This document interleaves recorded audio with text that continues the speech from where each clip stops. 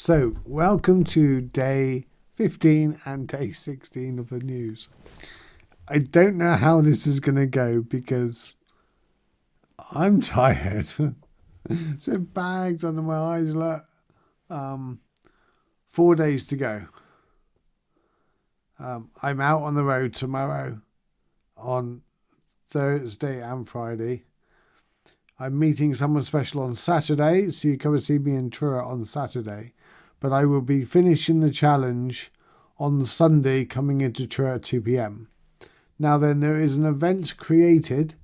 If you would like to join me, if you're hardy enough and you want to walk or cycle or bike, you can join me at Truro Football Club at 12 p.m, 12 noon actually, on Sunday. And you can come all the way into Truro with me. Or you can join me at County Hall, and we'll walk down into town that way.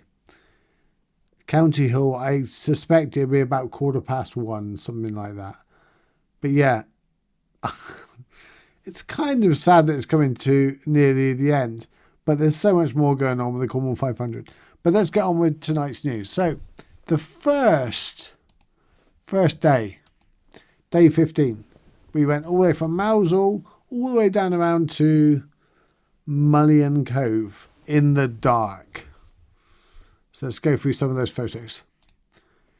Esme, she made me an awesome cake and I'm still eating it now. Steve's the Cornwall 500. Thank you, Esme, and Diana, her mum, or Dido, and Rob, her husband, and all that. They all come out to greet me on quite a wet Mousehole morning on Sunday. I think it was Sunday. What day are we today? Tuesday. Yes, Sunday. And we went to visit Grenfell Street. Now I'm going to read the plaque out because Grenfell Tower Fire, London, June 14th, 1917. This sign remembers the 72 people, including 18 children, who perished in the fire, unveiled by the Grenfell families. It marks the solidarity between Cornwall and Kensington, with the hundreds welcomed for respite by the sea. Many hosted here in Mousehole. Let a stranger turn into a friend. I love that phrase. One and all. I'm not going to pronounce it in Cornish because I always do. Always sounds terrible. But there's the family when the children of the families from that terrible, tragic disaster. And one thing I'd like to point out, I'm going to do a longer video on this as a separate thing after the challenge because I think this is so important. We haven't put a plaque there. We put a plaque just down the road. But 40% of those that perished were disabled people. There was no evacuation plan for them. And I think we worked it out that if you're disabled, you're more than twice likely to die in a fire like that. So I think this is really important. But we're going to do more about this after the challenge. Then we went down to the sea pool at Mousehole, where they've made it wheelchair friendly and accessible. There's a little bit they still got to work on, but they're getting there. They've got a path all the way around it. I think you can see in the next photo. See a path for pushchairs and people that find it difficult to walk. It's like one lady said to them that she'd been sitting up at the top and she's never been able to go down to the pool in 30 years. She can now go down to the pool for this. So you can see all the way around the pool there. And that's Chris, Elaine and Esme. Chris and Elaine, I think they're trustees. And Esme is just a long-term helper. And that bench they put in is all from recycled materials and all that. And reclaimed plastics and all. So brilliant. Great on them. Great to meet them. And Dido and Diana, she made that sign for me. It was wonderful. Set me off on the day. We spent a long time there that morning talking to them. It was really nice, actually.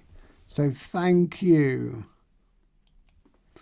And then we set off and we got to St Michael's Mount. The lovely lady from the cafe in the car park comes straight over and said, "Do you want a cup of tea?" I was like, "Oh my God, yes. I want a cup of tea. Yes, please." I absolutely wanted a cup of tea. And this is how it started. And that's how it ended.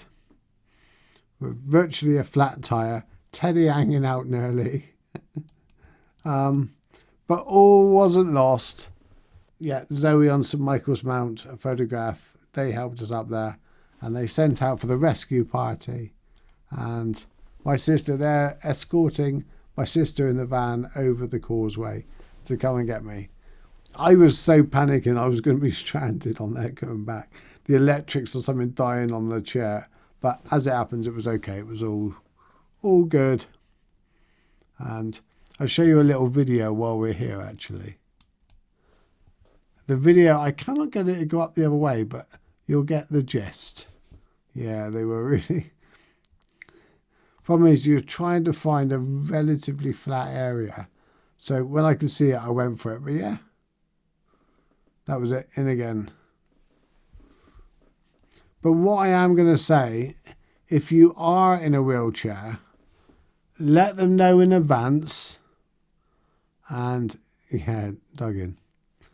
If you are in a wheelchair, let them know in advance. They can get you over there and they can get you back. They do provide that service. I did not let them know I was coming, and I just drove over the causeway without knowing what it was like the other side. So that's really important caveat there. Then we headed off to... there it started raining. All started to go wrong then. There was me getting all rained up. Well, and then we got to the Wellow. That's at Pra Sands. Used to be the Pra Bar, I believe, or something. Beach Bar or something down there. But they've changed the name. However, apparently it was the Wellow before that.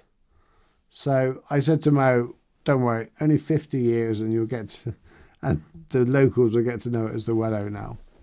Could not go for Curie without seeing Joey and Brenda. Joey and Brenda have done so much for me in the past. They've done music events and everything, and they've helped to organise, along with Mum and Andy and different things. And, you know, they were instrumental in helping me get my first wheelchair and things like that. So great to catch up with them. It was really nice. Thank you, Joey and Brenda.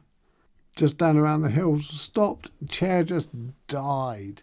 It was getting really dark, and yeah, the chair just stopped. No lights or anything. Just lucky they were. Tasha down there on her knees trying to find out the reason. Thank you, Daniel, and phoned him up because he knew where the trip and all that was. Managed to reset it and get going. And that was it. We headed off down to Mullion Cove in the dark. I think you've all seen that video online now.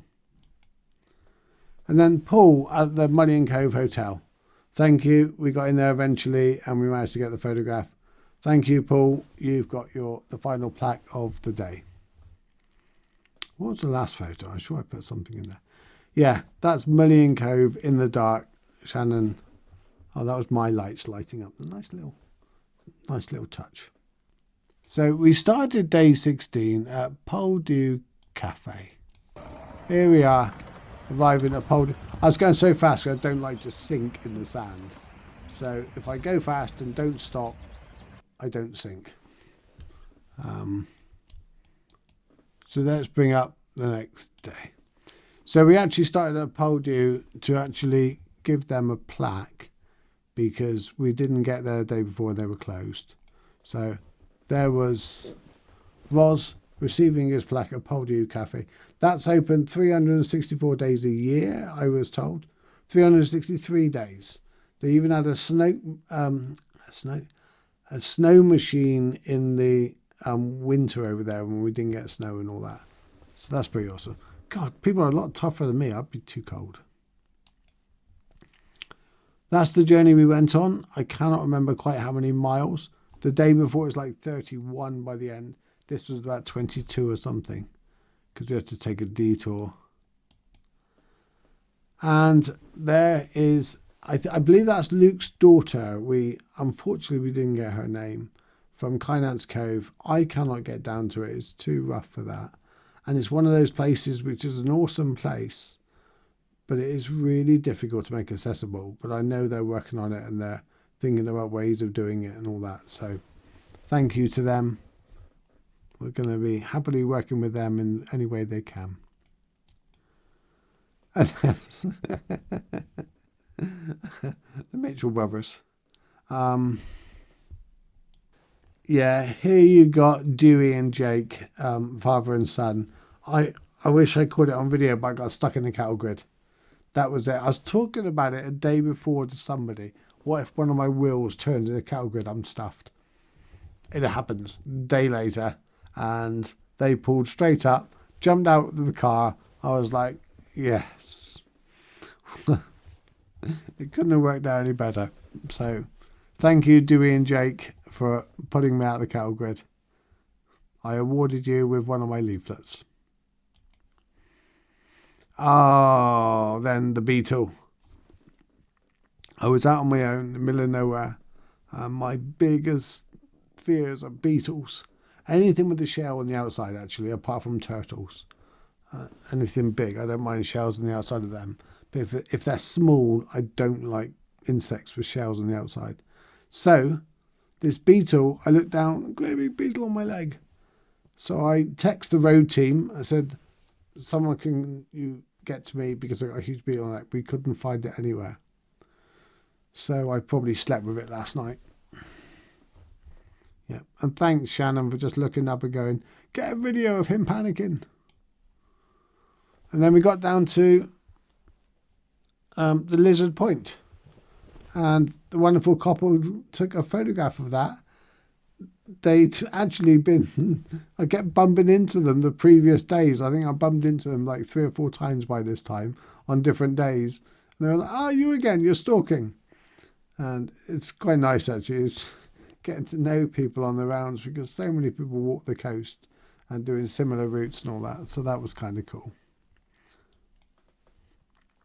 And then mountain sheep on the way out. Then we headed up to Natural England, just outside of Goonilly. So they sort out the grounds and all that. I think it's the Heath or something like that it's called. And they're helping to make it a lot more accessible. I've been down there with Chris Waddle a couple of times, and we're just talking about with the Rolling Ramblers about how to make the area more accessible, but without making it too accessible and people just going over all the countryside and all that. It has to work for the countryside and us. So that's Chris Waddle, Richard Glasson and Morgan Levine. So thank you guys. Waited there for like 2 hours for me to get there. I really appreciate that. And you may notice between that image, look, no gaffer tape, and yeah, that image, there's gaffer tape on the helicopter. Why is that? Because going into Goonilly, I think the last photo here. There you go. We lost the helicopter. It fell off. We went over a bump and it just took off. So there's Natalie at Goonilly getting one of the plaques. Goonilly used to have a visitor centre. They don't anymore, but there's a lot of people pull up and lay by and things like that. So we're working with them. We're going to talk to them about where to put the plaque and all that.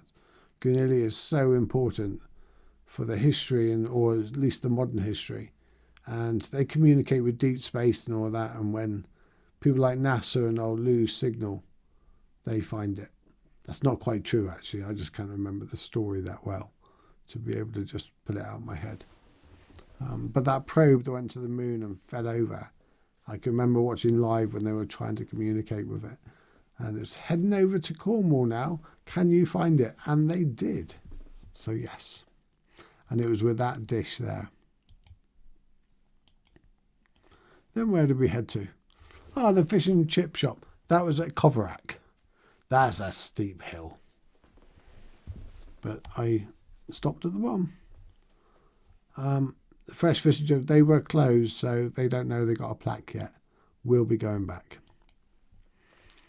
And finally, pulling into St Kevin, I used to go camping with St John's Ambulance many moons ago.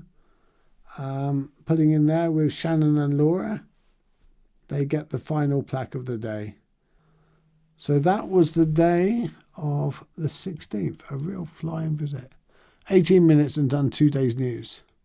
I think I got a quick video. Coming into Coverack, there I am. I was freezing. I even got my arms in those leg warmers.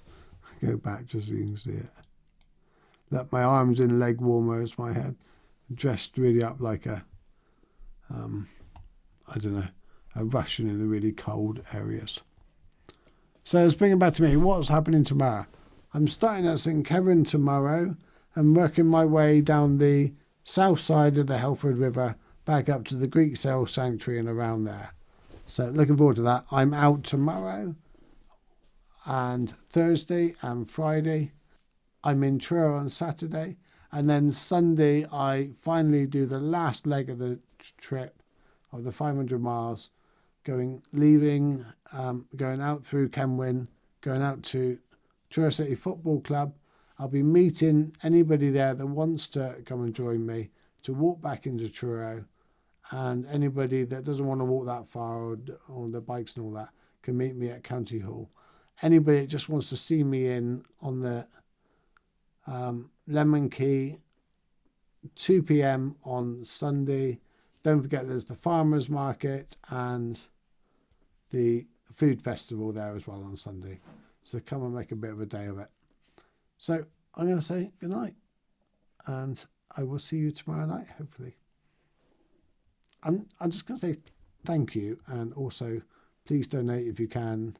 If you've already donated, share some of our videos, tell your friends about it and things like that. And, you know, I reckon we really can hit this target if we make a real big push.